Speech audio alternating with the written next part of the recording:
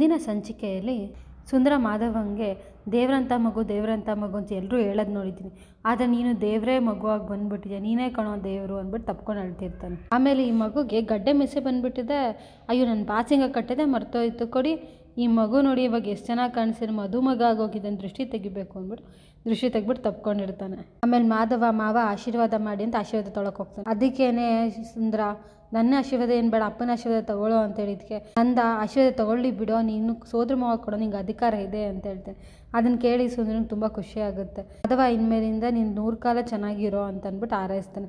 ಈ ಕಡೆ ಪ್ರಿಯಾ ಗೌರಿ ಪೂಜೆ ಮಾಡ್ತಾ ಇರ್ತಾಳೆ. ಪ್ರಿಯಾ ಅವ್ರ ಅಮ್ಮ ಪ್ರಿಯಂಗೆ ಫಸ್ಟು ಬಾಗ್ನನ್ನ ನೀನು ಧನ್ಯಂಗೆ ಕೊಡು ಅಂದ್ಬಿಟ್ಟು ಧನ್ಯಂಗೆ ಕೊಡಿಸ್ತಾರೆ. ಆಮೇಲೆ ಶಾಂತಿ ಏನಾದ್ರು ಬಂದು ಅಯ್ಯೋ ನನಗೆ ಫಸ್ಟ್ ಬಾಗ್ನ ಕೊಡೆ ಅಕ್ಕ ಅಂತ ಅಂದಾಗ ಸರಿ ತಗೊಳ್ಳೆ ಆಯಿತು ಅಂದ್ಬಿಟ್ಟು ಬಾಗ್ನ ಕೊಡಿಸ್ತಾರೆ. ಆಮೇಲೆ ಮಿಕ್ತವ್ರಿಗೆಲ್ಲ ಪ್ರಿಯಾ ಬಾಗ್ನ ಕೊಡ್ತಾಳೆ. ಅವರಮ್ಮ ಸರಿ ಆಯಿತು ಪ್ರಿಯಾಗೆಲ್ಲ ಮುಗಿತೋಗಿ ರೆಸ್ಟ್ ಮಾಡೋಗು ಅನ್ನೋಷ್ಟರಲ್ಲಿ ಗಿರಿಜಾ ಬಂದು ನಮ್ಮಿಬ್ಬರು ಸೊಸೆದಿರ ಕೈಯಿಂದ ಬಾಗ್ನ ಕೊಡಿಸ್ಬೋದಾ ನಾವು ಅಂತ ಹೇಳ್ತಾರೆ.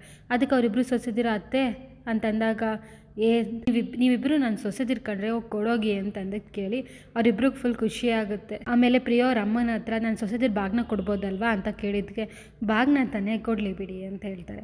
ಆಮೇಲೆ ಸರಿ ಅಂದ್ಬಿಟ್ಟು ಅವರಿಬ್ಬರು ಬಾಗ್ನ ಕೊಡ್ತಾರೆ. ಬಾಗ್ನ ಕೊಟ್ಟಮೇಲೆ ಅವರಿಬ್ರಿಗೆ ತುಂಬ ಖುಷಿಯಾಗಿ ಕಣ್ಣ ನೀರು ಬರುತ್ತೆ. ಮೀನಾ ನಮ್ಮ ಮನೇಲಿ ಏನೂ ಕೊರತೆ ಇಲ್ಲ ಅತ್ತೆ, ನಮಗೆ ಇವೆಲ್ಲ ಶಾಸ್ತ್ರ ಮಾಡೋಕ್ಕಾಗಿಲ್ಲ ಅನ್ನೋ ಕೊರಗಿದೆ ಅಂತ ನೀವು ಅರ್ಥ ಮಾಡಿಕೊಂಡು ನಮ್ಮ ಕೈಲಿ ಇದೆಲ್ಲ ಶಾಸ್ತ್ರ ಮಾಡಿಸಿದ್ದೀರಲ್ಲ, ನಮಗೆ ಅದೇನು ಹೇಳಬೇಕು ಅಂತ ಗೊತ್ತಾಗ್ತಿಲ್ಲ ಅತ್ತೆ, ನೀವು ನಿಜವಾಗ್ಲೂ ನಮ್ಮ ತಾಯಿನೇ ಅಂತ ಹೇಳ್ತಾಳೆ. ಆಮೇಲೆ ಅಮೂಲ್ಯ ನಿಮ್ಮಂಥ ಅತ್ತೆ ಪಡಿಯೋಕ್ಕೆ ನಾನು ಪುಣ್ಯ ಮಾಡಿದ್ದೀನಿ ಅತ್ತೆ ಅಂತಾಳೆ. ಆಮೇಲೆ ಮೀನಾ ನೀವನ್ನ ಬರೀ ಅತ್ತೆ ಅಲ್ಲ ನಮ್ಮ ಅಮ್ಮ, ನೀವು ಅಮ್ಮನ ಥರ ನೋಡ್ಕೋತಾ ಇದ್ದೀರಾ, ಟ್ಯಾಂಕ್ಸ್ ಅತ್ತೆ ಅಂತ ಹೇಳ್ತಾಳೆ. ಅದನ್ನು ಕೇಳಿ ಗಿರಿಜಂಗೆ ಫುಲ್ ಖುಷಿಯಾಗಿ ನೀವೆಲ್ಲ ನನ್ನ ಅಮ್ಮ ಅಂತ ಕರಿತೀರ, ಟ್ಯಾಂಕ್ಸ್ ಬೇರೆ ಹೇಳ್ತೀರಲ್ರೆ, ತಾಯಿಗೆ ಯಾರಾದರೂ ಟ್ಯಾಂಕ್ಸ್ ಹೇಳ್ತಾರಾ ಅಂತ ಹೇಳ್ತಾಳೆ. ಅದನ್ನು ಕೇಳಿ ಅವರಿಬ್ಬರು ಫುಲ್ ಖುಷಿ ಆಗುತ್ತೆ. ಆಮೇಲೆ ಗಿರಿಜಾ ನೀವು ಈ ಮನೆ ಸೊಸೆದಿರಲ್ಲ ಕಣೆ, ನೀವು ಈ ಮನೆ ಮಕ್ಕಳುಗಳು, ನಿಮ್ಗೆ ಯಾವ ಕೊರಗೂ ಇರಬಾರ್ದು, ಅದಕ್ಕೆ ನೀವಿಬ್ರು ಸಂತೋಷವಾಗಿದ್ದರೆ ಸಾಕು, ಸಂತೋಷವಾಗಿದ್ದೀರಾ ಅಲ್ವಾ, ನೀವು ಅಳೋದಲ್ಲೇ ನನ್ನೂ ಅಳಿಸ್ತೀರಾ ಅಂತ ಹೇಳ್ತಾಳೆ. ಆಮೇಲೆ ಪ್ರಿಯೋರಮ್ಮ ಪ್ರಿಯಾ ಇಲ್ಲಿ ಎಷ್ಟೊತ್ತು ಟೈಮ್ ವೇಸ್ಟ್ ಮಾಡೋದು ನೋಡಿ, ಬೇರೆ ಶಾಸ್ತ್ರಗಳೆಲ್ಲ ಇದೆ ಅಂತ ಕರ್ಕೊಂಡು ಹೋಗ್ತಾಳೆ. ಆಮೇಲೆ ಧನ್ಯನೂ ಹೊಟ್ಟೋಗ್ತಾಳೆ. ಅಮೂಲ್ಯ ಮತ್ತು ಮೀನಾ ಮಾತ್ರ ಅವ್ರ ಅತ್ತೆಯನ್ನು ತಪ್ಕೊಂಡು ನಗ್ತಾ ಇರ್ತಾರೆ. ಆಮೇಲೆ ಎಲ್ಲರೂ ಸೇರಿಕೊಂಡು ಕಾಶಿ ಹತ್ರ ಪೂಜೆ ಮಾಡ್ತಿರ್ತಾರೆ. ಮಾಧವನ ಜೊತೆ ಕೇಶವ ನೀನು ಹೋಗು ಅಂತ ಹೇಳಿದ್ಕೆ ಮೀನಾ ನಾನು ಕಳ್ಸಲ್ಲಪ್ಪ ನನ್ನ ಗಂಡನ್ನ ಅಂತ ಹೇಳ್ತಾಳೆ. ಅದಕ್ಕೇನೆ ಕೇಶವ ಎಲ್ಲಿ ಹೋಗೋಕ್ಕಾಗತ್ತೆ ನೀನನ್ನು ಬಿಟ್ಟು ಅಂದಾಗ ನೀನೇ ಮದುವೆ ಆದಮೇಲೆ ನೀನೇ ಕಾಶಿ, ನೀನೇ ಎಲ್ಲ ನೀನೇ ಕಡೆ ಅಂತ ಹೇಳ್ತಾಳೆ. ಅದಕ್ಕೆ ಸುಂದರ ಅಯ್ಯೋ ಯಾರು ಬೇಡ ಬಿಡು ನಾನೇ ಹೊಟ್ಟೋಗ್ತೀನಿ ಅಂತಾರೆ. ಅದಕ್ಕೇನೆ ಗಿರಿಜಾ ಯಾಕೋ ನೀನು ಅಂತ ಹೇಳಿದ್ರೆ ಇನ್ಯಾರು ನೀನು ನೋಡಿದ್ರೆ ವಯಸ್ಸಾಗಿದೆ ಅಂತ ಎಲ್ಲರ ಮುಂದೆ ಅವಮಾನ ಮಾಡ್ತೀಯ, ಭಾವ ನೋಡಿದ್ರೆ ನನಗೊಂದು ಹೆಣ್ಣು ನೋಡಿ ಮದುವೆ ಮಾಡಿ ಅಂದರೆ ಮದುವೆ ಮಾಡ್ತಿಲ್ಲ, ಇನ್ನೇ ನಾನೇ ಹೋಗ್ತೀನಿ ಬಿಡು ಕಾಶಿನೋ ರಾಮೇಶ್ವರಮೋ ವಾಪಸ್ ಬರ್ದಂಗೆ ಹೋಗ್ಬಿಡ್ತೀನಿ ಬಿಡು ಅಂತ ಹೇಳ್ತಾಳೆ. ಆಮೇಲೆ ನಂದ ಸುಂದರ ಅಂತ ಬೈದಿದ್ದಕ್ಕೆ ಸರಿ ಆಯಿತು ಮಾಧವ ಹೋಗೋ ನೀನು ಕಾಶಿ ಯಾತ್ರೆಗೆ ಅಂತ ಹೇಳ್ತಾನೆ. ಆಮೇಲೆ ಮಾಧವ ಕಾಶಿ ಯಾತ್ರೆಗೆ ಅಂತ ಹೋಗ್ಬೇಕಾದ್ರೆ ಪುರೋಹಿತರು ಪರಮೇಶ್ವರ್ ಫ್ಯಾಮಿಲಿಯವ್ರಿಗೆ ಹೇಳ್ತಾರೆ ಹೋಗಿ ಬೇಗ ತಡೀರಿ ಇಲ್ಲ ಅಂತಂದ್ಬಿಟ್ಟು ಹೋಗ್ಬೇಡಿ ಅಂದ್ಬಿಟ್ಟು ಅಂತ ಹೇಳ್ತಾರೆ. ಆಮೇಲೆ ಅವರೆಲ್ಲ ಹೋಗ್ಬಿಟ್ಟು ಮಾಧವನ ಹತ್ರ ಅಳಿಯಂದ್ರೆ ನನ್ನ ಮಗಳು ತುದಿಗಾಲಲ್ಲಿ ನಿಂತಿದ್ದಾಳೆ, ನಿಮ್ಮನ್ನು ಮದುವೆ ಹಾಕಿ ನೀವೇನು ಕಾಶಿ ಹತ್ರಕ್ಕೆ ಹೋಯ್ತಾ ಇದ್ದೀರಲ್ಲ ಬನ್ನಿ ವಾಪಸ್ಸು ಅಂತ ಕರೆದು ಶಾಸ್ತ್ರಗಳನ್ನೆಲ್ಲ ಮಾಡ್ತಾರೆ. ಈ ಕಡೆ ಪ್ರಿಯಾ ಫುಲ್ಲು ಓಡಾಡ್ತಾ ಇರ್ತಾಳೆ. ಅದನ್ನು ನೋಡಿ ಅವಳು ತಂಗಿ ಲಾವಣ್ಯ ಏನಕ್ಕ ಇಷ್ಟೊಂದು ಟೆನ್ಷನ್ ಮಾಡ್ಕೊಡಿಯಾ ಏನಾಯಿತು ಅಂತ ಕೇಳ್ತಾಳೆ. ಅದಕ್ಕೆ ಪ್ರಿಯಾ ಟೆನ್ಷನ್ ಅಲ್ಲ ಕಣೆ, ಹೊಟ್ಟೆ ಒಳಗೆ ಏನೋ ಒಂಥರ ಆಗ್ತಿದೆ, ಇನ್ನೊಂದು ಗಂಟೆ ಬಿಟ್ಕೊಂಡು ನಾನು ಅವ್ರ ಹೆಂಡತಿ ಆಗ್ತೀನಿ, ಏನೋ ಖುಷಿನೋ ಏನೋ ಅರ್ಥ ಆಗ್ತಿಲ್ಲ ಕಣೆ ಅಂತ ಹೇಳ್ತಾಳೆ. ಅದಕ್ಕೆ ಲಾವಣ್ಯ ಅಯ್ಯೋ ನಿಂಗೆ ಇದ್ರಲ್ಲಿ ಸಜೆಷನ್ ಕೊಡೋಣ ಅಂದರೆ ನನಗೆ ಬೇರೆ ಎಕ್ಸ್ಪೀರಿಯೆನ್ಸ್ ಇಲ್ವೇ ಅಂತ ಹೇಳ್ತಾಳೆ. ಆಮೇಲೆ ಪ್ರಿಯಾ ಭಾವ ಮಂಟಪದಲ್ಲೇ ಇದ್ದಾರೆ ತಾನೆ ಅಂತ ಕೇಳ್ತಾಳೆ. ಅದಕ್ಕೆ ಲಾವಣ್ಯ ಅವಾಗಿರಲಿಲ್ಲ ಇವಾಗ ಬಂದಿರ್ಬೋದು. ಅದಕ್ಕೆ ಪ್ರಿಯಾ ಅವ್ರು ಎಲ್ಲಿದ್ದಾರೋ ಹೋಗಿ ನೋಡಿ ಅವ್ರು ಹೇಗೆ ಕಾಣಿಸ್ತಾರೆ ಅಂತ ನಂಗೊಂದು ಫೋಟೋ ತೊಗೊಂಬರ್ತೀಯಾ ಅಂತ ಹೇಳ್ತಾಳೆ. ಅದಕ್ಕೆ ಲಾವಣ್ಯ ನಾಚಿಕೆ ನೋಡು ಅಯ್ಯೋ ಆಗಲೇ ಅಂತ ಹೇಳ್ತಾಳೆ. ನನಗೆ ನಿಮ್ಮ ಭಾವ ನೋಡಬೇಕು ಅನಿಸ್ತದೆ, ಆದರೆ ಅವ್ರ ತಮ್ಮಂದರು ಏನೇನೋ ಹೇಳಿ ನನ್ನ ಕಾಲು ಎಳೆದ್ಬಿಡ್ತಾರೆ, ಅಯ್ಯೋ ನಂಗೆ ನಾಚಿಕೆ ಆಗ್ತಿದ್ಯಪ್ಪ ಅಂತ ಹೇಳ್ತಾಳೆ. ಅದಕ್ಕೆ ಲಾವಣ್ಯ ಅಕ್ಕ ನೀನಂತೂ ತುಂಬ ಕ್ಯೂಟಾಗಿ ಕಾಣಿಸ್ತಿದ್ಯಾ ಈಗ ಅಂತ ತಪ್ಕೊಂಡು ನಗ್ತಾಳೆ. ಈ ಕಡೆ ಮಾಧವ ಮತ್ತು ಎಲ್ಲರೂ ಸ್ಟೇಜ್ ಮೇಲೆ ಇರ್ತಾರೆ. ಮಾಧವನ ರೆಡಿ ಮಾಡಿಕೊಂಡು ಸುಂದರ ಒಂದು ಚೇರ್ನ ತೊಗೊಂಬಂದಲ್ಲಿರ್ತಾನೆ. ಅದಕ್ಕೆ ನಂದ ಯಾಕೆ ಇಲ್ಲಿ ಚೇರ್ ಇಡ್ತಿದ್ಯಾ ಅಂತ ಪುರೋಹಿತರು ಹೇಳಿದ್ರು ಭಾವ ಅಂತ ಹೇಳ್ತಾರೆ.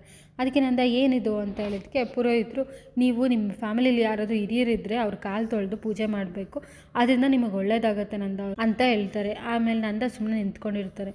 ಅದು ನೋಡಿ ಪುರೋಹಿತರು ಎಂತಕ್ಕೆ ನಂದವರೇ ಅಂತ ಹೇಳಿದಕ್ಕೆ ಅಕ್ಕಪಕ್ಕದವರೆಲ್ಲ ಅಯ್ಯೋ ಅವ್ರು ಯಾರು ಹಿರಿಯರು ಯಾರು ಇಲ್ವಲ್ಲ ಅಂತ ಹೇಳ್ತಾರೆ.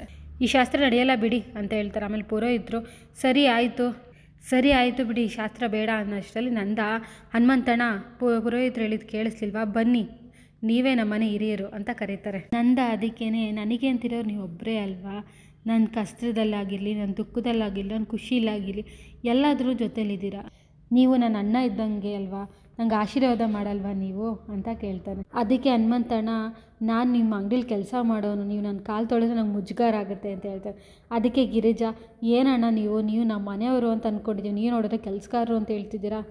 ಆಮೇಲೆ ಮಾಧವ, ಅಂಕಲ್ ಕೂತ್ಕೊಳ್ಳಿ ಅಂಕಲ್ ಅಂತ ಹೇಳ್ತಾರೆ. ಆಮೇಲೆ ಕೇಶವ ಮತ್ತು ವಲ್ಲಭ ಎಲ್ಲರೂ, ನೀವು ನಮ್ಮ ಮನೆಯವರೇ ಕೂತ್ಕೊಳ್ಳಿ ಅಂತ ಹೇಳಿದ್ಮೇಲೆ ಸುಂದರ ಹೋಗ್ಬಿಟ್ಟು ಕರ್ಕೊಂಡೋಗಿ ಎಲ್ಲರೂ ಕೂರಿಸಿದ್ಮೇಲೆ ಅವ್ರ ಪಾದ ತೊಳೆದು ಪೂಜೆ ಮಾಡ್ತಾರೆ. ಎಲ್ಲ ಪೂಜೆನೂ ಆದಮೇಲೆ ಮಾಧವಂಗೆ ಬಾ ಆಶೀರ್ವಾದ ತಗೋ ಅಂತ ಹೇಳ್ತಾರೆ. ಅದು ನೋಡಿ ಹನುಮಂತಣ್ಣ ಫುಲ್ ಖುಷಿಯಾಗುತ್ತೆ, ಖುಷಿಯಿಂದ ಆಶೀರ್ವಾದ ಮಾಡ್ತಾರೆ. ಅದು ನೋಡಿ ಎಲ್ಲರಿಗೂ ಕೂಡ ಖುಷಿಯಾಗುತ್ತೆ. ಆಮೇಲೆ ಕೇಶವ ಮತ್ತು ಮೀನಾ ಇಬ್ಬರು ಆಶೀರ್ವಾದ ತಗೋತಾರೆ.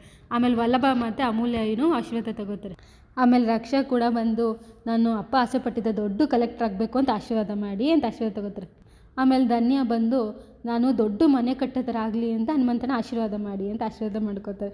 ಆಮೇಲೆ ಸುಂದರ ಬಂದು, ಒಳ್ಳೆ ಹುಡುಗಿ ಸಿಗಲಿ ಅಂತ ನಂಗೆ ಆಶೀರ್ವಾದ ಮಾಡಿ ಅಂತ ಆಶೀರ್ವಾದ ತಗೋತಾರೆ.